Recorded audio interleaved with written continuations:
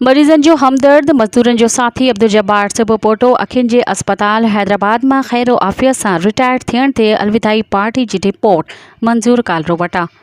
सेहत खातो सिंध जे लियाकत यूनिवर्सिटी अस्पताल में 14 साल अखियुनि जे अस्पताल की मौजूदा सीओव्स में 24 साल टोटल 38 साल जो डिघो अरसो नौकरी करण खां पोइ मुलाज़मत जो मुद्दो खैर आफ़ियत वकार इज़्ज़त एहतराम ऐं ख़िदमतूं सर अंजाम ॾींदे मुकम्मल कंदड़ अब्दुल जब्बार सुबुह पोटो शाल जिते हुजे ख़ुश ऐं आबाद रहे।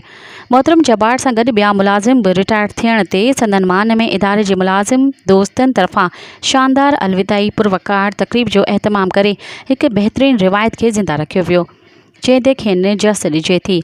जब्बार सुबुह पोटो मुलाज़मत दौरान समाजी ऐं सियासी ख़िदमतुनि एतिरे क़दुरु जो मज़दूरनि जी तंज़ीमुनि में बि सरगर्मीअ सां अॻु भरियो रहियो। ख़ासि करे ग़रीब लाचार तबिके जी जेतिरो थी सघंदो हो दाद रसी कंदे ख़ुशि थिए थो। असां खेसि ख़ैर सां रिटायर थियण ते मुबारकूं पेश कंदे सराहाई महसूसु करियूं था। हुन वतन दोस्त अवामी ख़िदमतगार जूं ख़िदमतूं सदा यादि रखियूं वेंदियूं।